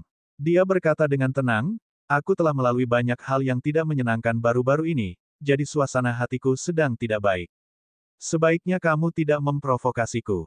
Pertama, Gongsun Wuji telah terlibat dengan dirinya, kemudian dia diperlakukan sebagai buronan, dan kini dia diusir dari kolam pemakaman pedang. Suasana hatinya jatuh ke titik terendah, hal yang jarang terjadi. Bab 738, Pedang Abadi di Bumi. Namun, kata-katanya bagaikan angin bagi keempat pria berbaju besi emas itu. Mereka tidak peduli apakah Xia Qingchen sedang dalam suasana hati yang baik atau tidak. Apa yang mereka pedulikan adalah bahwa Xia Qingchen telah membuatnya merasa sangat buruk. Pedang Bunga Pir. Teknik bayangan teratai bintang 7. Lagu pedang angin yang membanggakan. Pedang yang menghancurkan langit. Keempatnya menggunakan teknik pedang tanpa kecuali, dan teknik pedang mereka luar biasa. Semuanya adalah teknik bela diri tingkat tinggi tingkat hitam. Dalam hal kekuatan teknik bela diri mereka, mereka setara dengan teknik pengendalian pedang sejati milik Xia Qingchen. Akan tetapi, dalam hal tingkat kesempurnaan ilmu pedang, terdapat perbedaan yang sangat besar. Tatapan mata Xia Qingchen terkulai, tangannya perlahan meraih gagang pedang di pinggangnya, dan bergumam pelan, "Mengapa kamu tidak mendengarkan nasihatku?" Sebelum suara pedang tajam yang terhunus terdengar, bayangan pedang besar yang tingginya lebih dari 10 kaki terlepas dari sarungnya dan menebas dengan kekuatan yang dahsyat. Ilmu pedang yang dibanggakan keempat lelaki berbaju zirah emas itu hancur berkeping-keping oleh bayangan pedang raksasa. Momentum bayangan pedang itu tidak berkurang saat menebas keempat orang itu. Dengan suara keras, bumi bergetar dan mereka berempat terpental oleh pedang Qi yang kuat, jatuh ke dalam kolam pemakaman pedang. Baju zirah emas mereka yang kuat penuh retakan, dan ada darah di sudut mulut mereka. Namun, ini bukan satu-satunya kekuatan pedang ini. Bayangan pedang itu jatuh ke tanah, dan bayangan itu pecah menjadi pedang Qi tajam seukuran telapak tangan, yang menusuk ke segala arah. Tidak ada jalan keluar dalam jarak 100 kaki. Keempatnya terluka dan tidak memiliki kemampuan untuk melawan. Melihat mereka akan ditusuk, pria parubaya berbaju besi emas, yang tidak bergerak, mencabut pedang besi berkarat di punggungnya dan menggambar lingkaran besar di tempat. Pedang Ki yang ditembakkan menyembur ke dalam lingkaran seperti ribuan aliran air yang kembali ke laut. Ketika semua ki pedang telah diserap, pria parubaya dengan koin emas mengarahkan pedangnya ke langit. Lingkaran yang berputar membawa ki pedang yang diserap ke langit dan meledak di udara untuk menghindari melukai orang-orangnya sendiri. Xia Qingchen meliriknya dan berkata dengan tenang, penerus gaya pedang biduk, lumayan. Hah! Pria parubaya berbaju zirah emas yang baru saja hendak menyimpan pedangnya, mengerutkan kening dan tatapannya tiba-tiba berubah tajam. Siapa kamu? Dia memandang dengan dingin dari samping. Dia harus mengakui bahwa ilmu pedang pemuda dari alam dingin ini benar-benar tak tertandingi. Itu adalah ilmu pedang tingkat tinggi, tetapi ketika pihak lain menunjukkannya, itu sempurna dan memiliki konsepsi artistiknya sendiri. Itu sangat hebat sehingga seperti dewa pedang ada di dunia. Dia bertanya pada dirinya sendiri, dalam hal ilmu pedang, dia mungkin tidak sebaik dia. Kalau dia tidak melihatnya dengan mata kepalanya sendiri, dia tidak akan percaya bahwa ada seorang ahli pedang yang begitu muda di dunia ini. Sekalipun dia mulai berkultivasi di dalam perutnya, akan mustahil baginya untuk berkultivasi hingga ke tingkat mendalam seperti itu hanya dalam waktu belasan tahun. Namun, yang benar-benar mengejutkan pria berbaju emas itu adalah bahwa dia hanya menggunakan pedangnya dengan santai dan pihak lain telah mengetahui asal-usul sekte pedangnya. Itu benar-benar mengejutkan. Ilmu pedangnya berasal dari seorang lelaki tua yang tinggal di pegunungan. Selain dia dan lelaki tua itu, tidak ada seorang pun yang tahu bahwa dia sedang berlatih ilmu pedang biduk yang telah hilang selama ribuan tahun. Bahkan para monster tua di wilayah Zongyun yang telah hidup selama bertahun-tahun tidak mengetahui asal-usul ilmu pedangnya. Pemuda di depannya mengenalinya sekilas, sungguh mengejutkan. Xia Qingchen tidak menghiraukan pertanyaannya dan berbalik untuk keluar. Pria parubaya berbaju emas itu sangat terkejut. Dia melangkah maju dan mengejarnya, tunggu. Saat dia melangkah maju, gumpalan ki pedang yang tersisa di tubuhnya memancar keluar bersama langkahnya, mengarah ke punggung Xia Qingchen. Xia Qingchen bahkan tidak menoleh, dia hanya mengayunkan dua bilah pedang dengan punggung tangannya. Lengkungan pedang saling bertabrakan dan dengan cepat berubah menjadi lengkungan pedang ki. Pedang ki yang melonjak diserap oleh busur pedang melingkar di tempat. Tidak hanya itu, lengkungan pedang melingkar itu memiliki misteri tersendiri. Itu benar-benar melarutkan ki pedang yang diserapnya, tidak seperti pria parubaya berbaju besi emas yang harus melemparkan lengkungan pedang melingkar itu ke udara dan membuatnya meledak. Alam pedang Raja Utara. Pria parubaya berbaju zirah emas itu berseru kaget. Ketika sesepuh di pegunungan mengajarkannya ilmu pedang, dia menyebutkan bahwa gaya pedang biduk memiliki 3 bidang seni pedang utama. Yang pertama adalah tempat di mana dia berada saat ini, alam pergeseran bintang. Yang kedua adalah awan ungu menuju alam langit tempat para tetua yang tersisa tinggal. Alam ketiga, yang juga merupakan alam tertinggi, adalah alam pedang Raja Utara. Menurut para tetua di pegunungan, para kultivator alam pedang Raja Utara dapat membentuk 2 elemen, kehidupan dan kematian. Itu berarti bahwa setiap gerakan pedang acak dapat terus berubah dan berkembang menjadi gerakan pedang gaya pedang Big Dipper. Sebelumnya, Xia Qingchen dengan santai melepaskan 2 lengkungan pedang, dan dia mampu menggunakan pembalikan Qian Kun yang paling dibanggakannya. Inilah wilayah pedang Raja Utara yang legendaris. Akan tetapi, yang tidak dapat dipercayai oleh lelaki setengah baya berbaju zirah emas itu adalah bahwa ia teringat pada sesepuh di pegunungan dalam yang dengan jelas mengatakan bahwa alam tertinggi dari alam pedang Raja Utara hanya dicapai oleh pendiri aliran pedang biduk, Dewa Pedang Biduk. Tak seorang pun setelahnya yang mencapai tingkat itu. Namun, pemuda itu tadi benar-benar telah menggunakannya. Itu tidak mungkin benar. Itu pasti semacam seni pedang khusus, mirip dengan gaya pedang biduk. Pria parubaya berbaju zirah emas itu menghibur dirinya sendiri. Bagaimanapun, Xia Qingchen masih sangat muda. Bagaimana mungkin ilmu pedangnya bisa mencapai tingkat alam pedang Raja Utara? Anak muda, ada yang ingin kutanyakan padamu. Tunggu saja, pria parubaya berbaju emas itu mengangkat matanya. Ketenangan di matanya sekali lagi digantikan oleh kengerian. Xia Qingchen menginjak pedang yang patah dan berubah menjadi seberkas cahaya, terbang di udara. Ya, terbang, dia terbang. Tubuh pria parubaya berbaju emas itu bergetar, dan matanya dipenuhi dengan keterkejutan. Terbang dengan kinesis pedang. Penerbangan kinesis pedang adalah sesuatu yang hanya bisa dicapai oleh elit bulan tengah. Akan tetapi, pemuda itu jelas bukan seorang elit tingkat bulan tengah. Satu-satunya penjelasan adalah bahwa ilmu pedangnya luar biasa dan telah mencapai tingkat seorang suci pedang. Pria parubaya berbaju zirah emas itu menatap bayangan yang menghilang dari pandangannya, dan hatinya tak kuasa menahan gemetar. Ia menatap langit yang luas, dan air mata kegembiraan mengalir di matanya. Tuan, akhirnya aku bertemu dengan pedang abadi di bumi yang kau bicarakan. 3 tahun yang lalu, lelaki tua di pegunungan itu hampir meninggal. Sebelum meninggal, dia melihat patung sang patriark dan berkata dengan penuh penyesalan bahwa penyesalan terbesarnya adalah tidak bertemu dengan pedang abadi di bumi. Saat itu, lelaki parubaya berbaju emas itu tidak percaya kalau dewa pedang benar-benar ada di dunia. Di matanya, gurunya adalah seorang tetua yang tinggal di pegunungan. Dia adalah seorang pendekar pedang abadi yang suka menyendiri. Tetapi sekarang setelah dia melihat Xia Qingchen, dia akhirnya mengerti bahwa pedang abadi benar-benar ada di dunia ini. Memegang pedang untuk menyapu dunia, terbang dengan pedang. Dia bukan dewa, tapi ilmu pedangnya lebih seperti dewa. Ia tidak berada di surga, tetapi di atas bumi. Itulah pedang abadi di bumi. Pria parubaya berbaju emas itu tidak bisa tenang untuk waktu yang lama. Dia tidak bisa menggunakan kata-kata untuk mengungkapkan perasaannya. Kalau tuannya masih hidup tentu dia akan gembira dan bahagia sekali, bukan? Sayangnya, pedang abadi itu datang dan pergi tanpa jejak. Pedangnya cepat berlalu, dan tidak ada jejaknya. Pria parubaya berbaju zirah emas itu berdiri cukup lama, tenggelam dalam pikirannya. Pikirannya dipenuhi dengan jejak samar pedang abadi di tanah dan penilaiannya terhadap dirinya sendiri, tidak buruk. Pengakuan pedang abadi di tanah berarti bahwa kultivasi ilmu pedangku benar. Pria parubaya berbaju emas itu berkata dengan penuh semangat. Ia teringat pada pedang abadi di tanah yang dengan santai menghunus pedang berbentuk busur lingkaran. Setelah menikmatinya dengan saksama, ia menyadari bahwa ada banyak misteri yang belum pernah diajarkan oleh para tetua di pegunungan dalam kepadanya. Dan semakin ia menikmatinya, semakin ia tampak memperoleh pencerahan.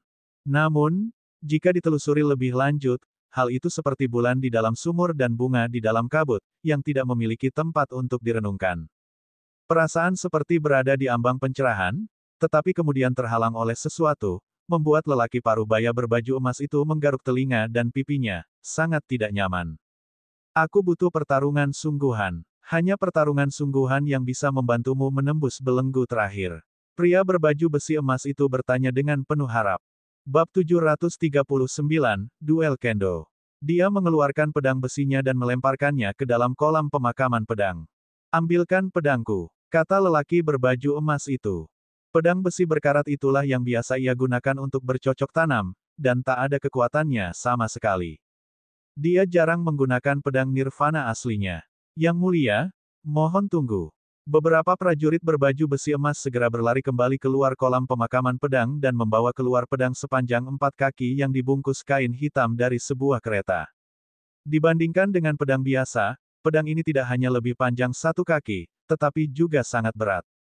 Keempat prajurit berbaju zirah emas itu semuanya merupakan ahli tingkat bintang menengah akhir, tetapi sangat sulit bagi mereka untuk membawa 1 pedang pun. Keempatnya terhuyung-huyung saat mereka membawanya ke pria parubaya berbaju besi emas. Ketika mereka meletakkan pedang mereka, mereka semua terengah-engah karena kelelahan. Pria parubaya berbaju besi emas merobek kain putih, memperlihatkan pedang kuno yang penuh lubang. Awan berbintang berputar mengelilingi pedang, seolah-olah langit berbintang itu terpaku pada pedang. Pedang biduk, kita bertemu lagi. Pria parubaya berbaju zirah emas itu menggenggam pedang biduk dengan ekspresi santai.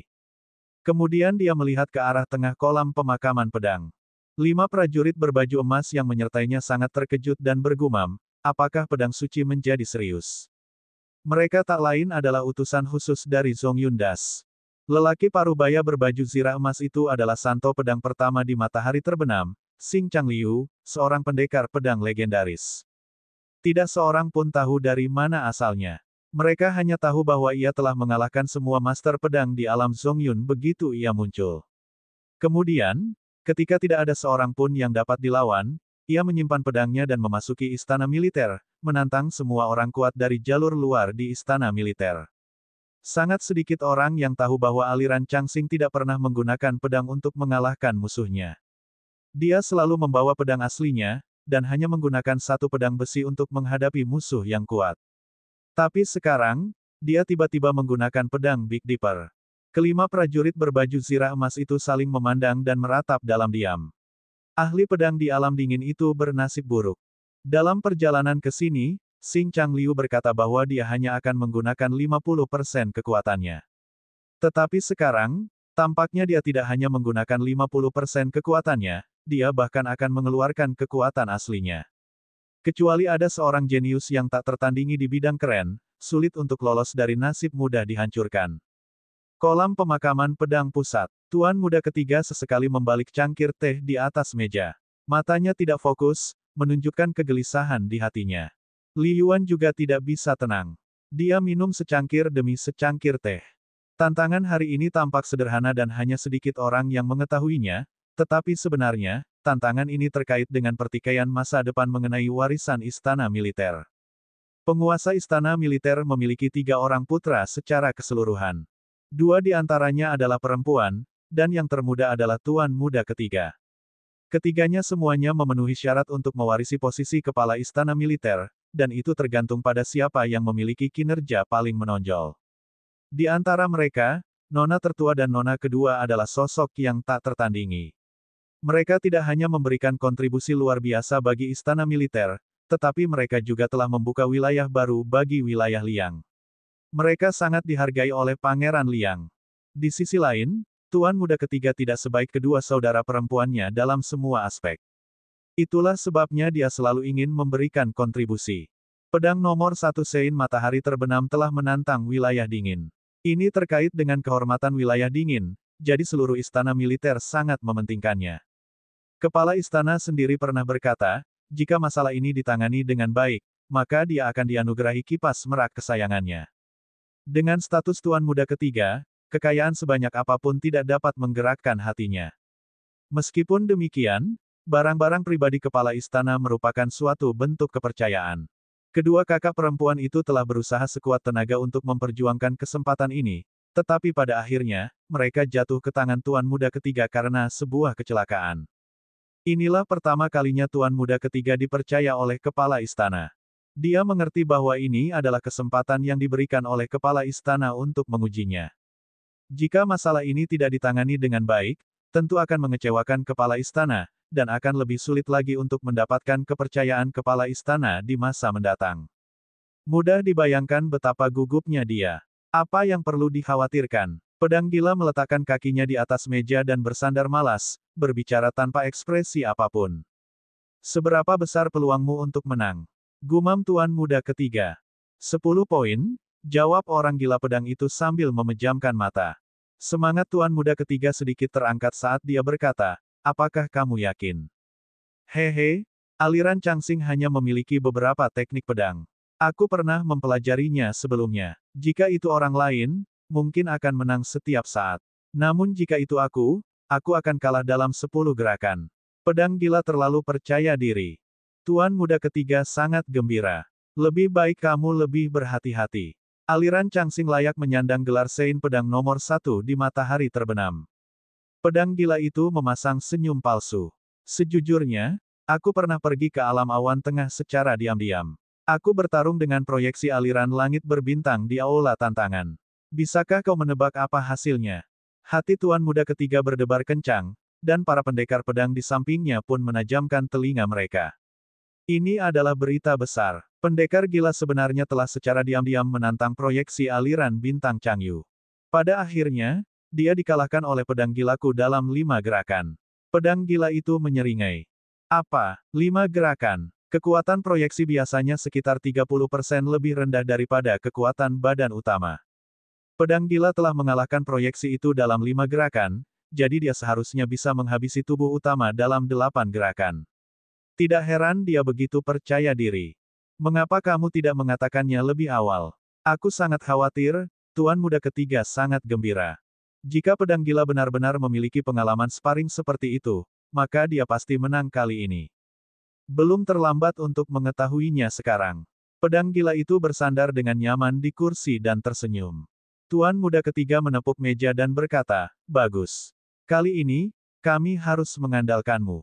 Jika kau bisa mengalahkan bintang Changliu dan memenangkan kehormatan untuk istana militer kami, Aku akan mengganti uang yang kau hilangkan dari Xia Qingchen. Mata Mad Sword berbinar. Itu beberapa ratus miliar. Kalau begitu, aku akan menerima ratusan miliar ini tanpa syarat apapun. Dia tertawa. Para pendekar pedang yang hadir juga sangat gembira. Dengan pedang orang gila yang mendukung mereka, istana tentara pasti akan memenangkan duel pedang di kolam pemakaman pedang. Mereka akan dapat menyaksikan momen kebanggaan istana militer dalam mengalahkan ahli prinsip pedang senja. Berderak, suara dentingan baju besi terdengar, dan semua orang segera melihat ke kejauhan. 6 sosok berbaju besi emas melangkah di atas uap air. Sosok yang di tengah sangat kuat dan memiliki aura tajam, memberi orang rasa tertekan. Mereka di sini. Jantung tuan muda ketiga menegang dan dia segera berdiri. Di bawah pengawasan istana militer, Xing Changliu membawa 5 pengawal pribadinya ke depan kolam pemakaman pedang. Aku, Xing Changliu, ada di sini untuk menantang ahli prinsip pedang dari istana militer perbatasan yang dingin. Silakan melangkah maju. Xing Changliu sangat ingin memverifikasi pemahaman di dalam hatinya dan menerobos belenggu yang telah mengganggunya. Oleh karena itu, dia langsung ke intinya dan bahkan tidak repot-repot dengan basa-basi. Hati anak buah tuan muda ketiga menegang. Mereka bahkan tidak memiliki sedikit pun pertahanan sebelum pertempuran. Aura orang-orang dari Huang Hun terlalu kuat, bukan? Tentu saja mereka tidak bisa kalah. Saya akan menerima tantangannya terlebih dahulu. Seorang pendekar pedang yang diundang melompat ke tengah. Dia adalah Master Kendo teratas di Korps Tentara Perbatasan, Wang Chao. Dalam hal status, dia setara dengan Li Yuan. Melihat aliran langit berbintang di depannya, Wang Chao merasa semakin tertekan. Dia berkata, siapa selanjutnya? Secara teori, bintang Changyu seharusnya menjadi yang terakhir bertarung melawan pedang gila. Seorang ahli pedang seperti dia, yang satu tingkat lebih rendah darinya, harus bertarung melawan pendekar pedang yang datang bersamanya. Serang, siapa yang tahu bahwa orang yang menerima tantangan itu adalah Xing Changliu sendiri? Matanya dipenuhi dengan antisipasi. Kulit kepala Wang Chao menjadi mati rasa. Dia akan menghadapi bintang Changyu secara langsung.